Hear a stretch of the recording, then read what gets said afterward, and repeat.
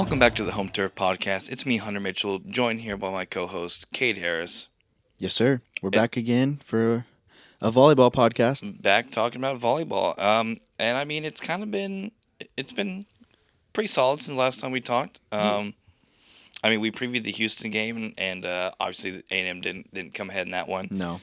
Really felt like they got off to a slow start, but since like two quality wins, and then even like it's hard to say a loss is a quality loss, but But they still performed well. there's some good takeaways. Exactly.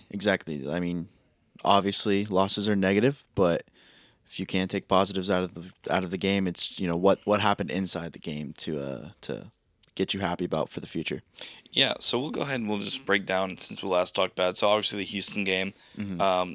A&M hosting Houston, really slow start. Yeah, really slow start and the momentum. I mean, that game happened to be the weirdo Texas fraternity's annual tradition of showing up, cheering for the opposing fans. Kind of weird that they were cheering for a team in their own conference.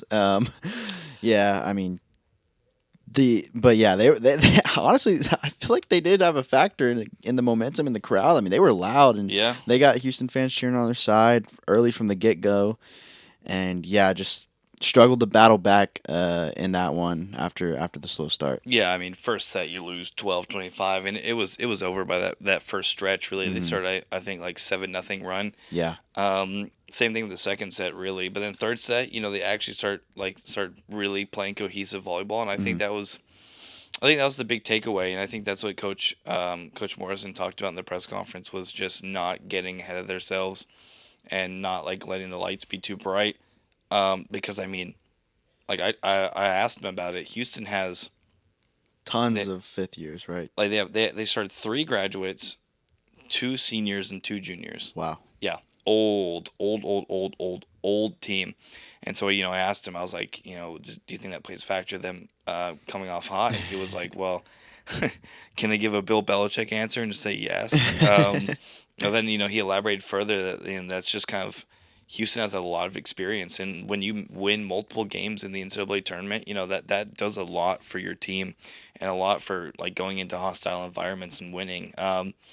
So I feel like Houston was a good litmus test, really. I mean, we talked about like what this team is capable of, and I mean, not yet have they been show like capacity to take down like a high ranked team. Right. But that being said, I think we're definitely seeing a better performance from this team than we have.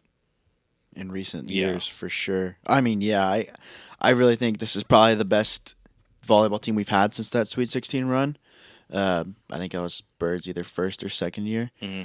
But yeah, I mean, potential is there, and you're seeing it early here in conference.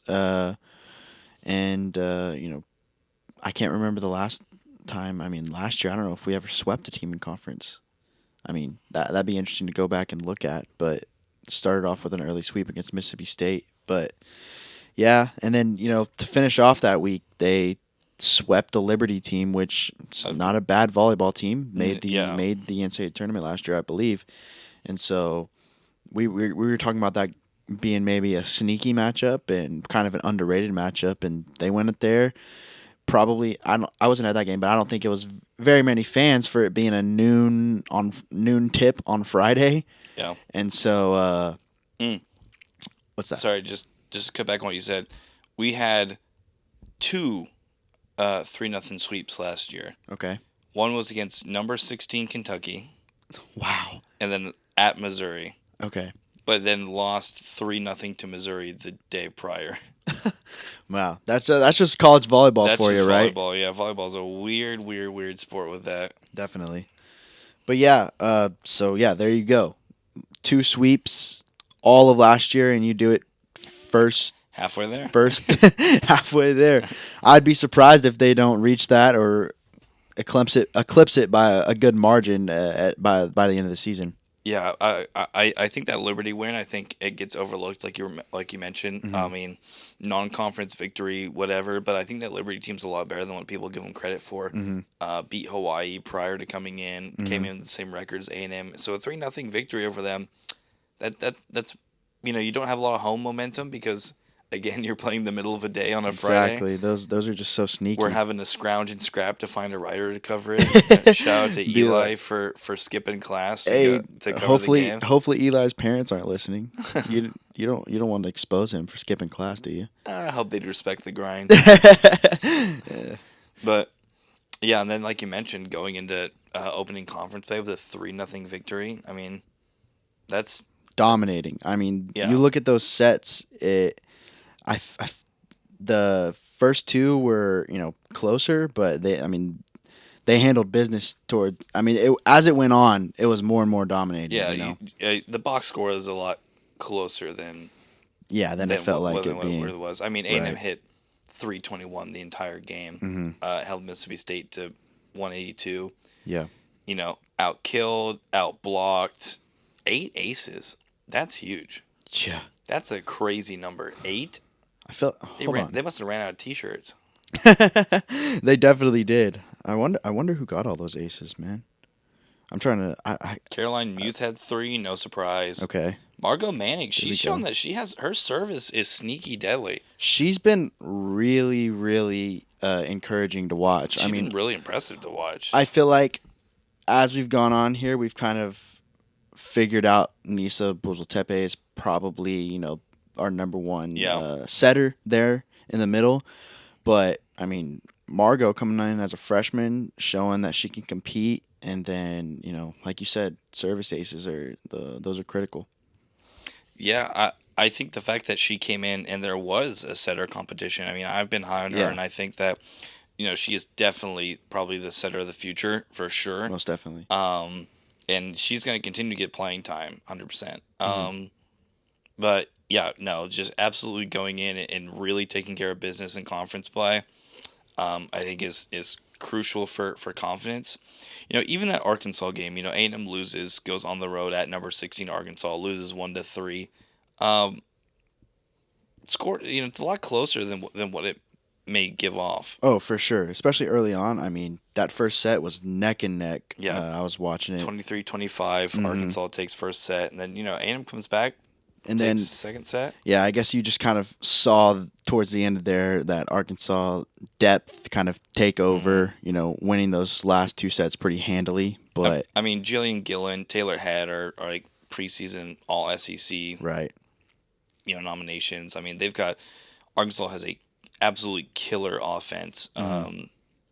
But with that being said, like A&M only 58 kills for Arkansas, 54 for A&M. Yeah. I mean, A&M obviously did what they usually do, more blocks. Their kills were a little bit more widespread within their team. I mean, yeah. Logan Lednicki had 23. Yeah, she and went then crazy.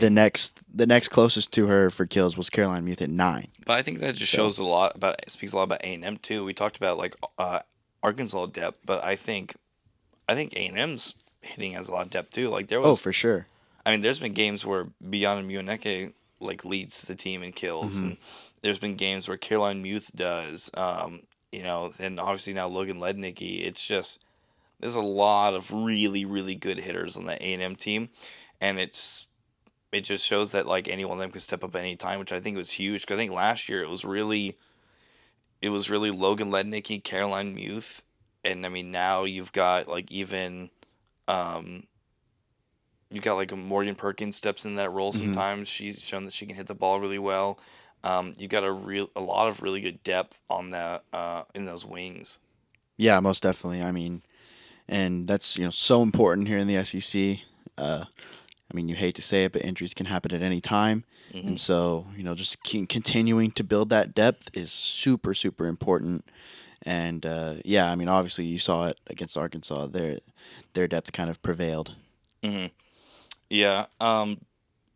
So going forward now, I think A&M hosts. It's a pretty big week. Yeah. I mean, you're traveling to Gainesville, and I mean, I don't wanna discredit our team in any way, but it'd be a big surprise if they were to come out of Gainesville with a win. That Florida team is very very good. So you have something to say? To note, this A&M Florida has been upgraded to ESPN. Wow. Oh wow. Okay, Hmm. they were ESPNU before that, right? I So think something like yeah. that. Yeah, I Hey. just was looking on Florida's page. Yeah. Okay. Okay. Oh, Hey. What better way to you know continue to sell your program if you're Jamie Morrison than going into Florida and winning that game on ESPN? I mean, it's good. The chances are very, very slim, but if they were to pick up a win like that, man, talk about just a recruiting statement and a huge statement win for Morrison early on in his program. I mean, I think the most important thing is not starting out slow. Oh yeah, you can't, especially on the road. Hmm. Momentum will just continue to fade away from you. Yeah. You can't start out slow, and I don't think other than that Houston game, it seems like A&M hasn't had a problem with starting out slow. Yeah. It feels like, I mean, from the get go, they're asserting their dominance. I mean, you look at that Arkansas game; it was the back half where they kind of fell off, and then I mean, in other matches of theirs, that Wright State matchup, it felt like early on A&M was kind of gonna pull away from it, but Wright State came back and they won the fourth set. Or yeah, I'm pretty sure Wright State was the one who won the fourth set, sending it to five.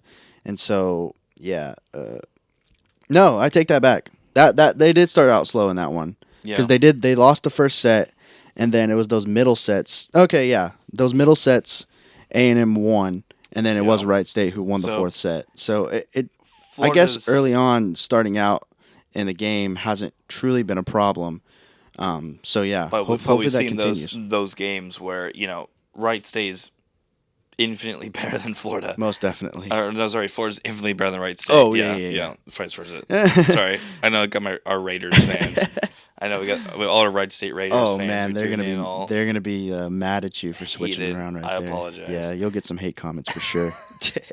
But no, Florida is a obviously number 3 team in the country. I mean, their resume shows it. I mean, they have some seriously impressive wins: Stanford, Minnesota. Only two losses coming both to Wisconsin, who uh, that's not really a bad loss Yeah, no. against the number one team in the nation. Yeah, yeah. Number one, yeah. One loss in a 5 set to the number 1 team Yeah, is. I think you'll take that. no, absolutely. But went 5 sets against Georgia, who Georgia's a decent team, but Mm-hmm.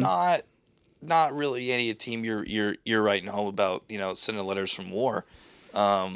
They're so, but then again, that's also the nature of college volleyball too. Right. Is sometimes you just have perfect matchups, and so I think Florida, I mean, is just presents as a team. They're in all aspects of the game. They are really just. It's hard to find some serious glaring, like this is going to be a problem moving forward weaknesses because they're just so dominant. Yeah, I think the most exciting thing to look forward to in that matchup is just how well A&M can compete with that team. I think in terms of like offense, I think A&M matches up with most teams in the country offensively.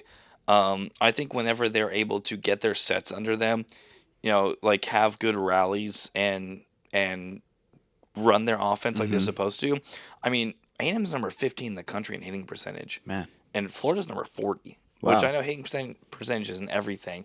But the main problem, especially like that killed them in the Houston game, was errors. Serve, receive. Yeah, just like absolutely like once they like got out of rotation, block errors, Yeah. service errors, setting errors, and it just threw off the rhythm of everything, Mm-hmm. and it allowed Houston to really capitalize. So I think if they, and we said it before the Houston game, I think if they really want to capitalize against Florida, they can't make mistakes. Nope. Which sounds really like thanks for the Yeah. expert analysis, but like it's true. Against teams like that, you have to play a perfect game if you want to come out on top. Yeah, and you at least have to capitalize on their errors more than they're going to capitalize Absolutely. on yours. Absolutely.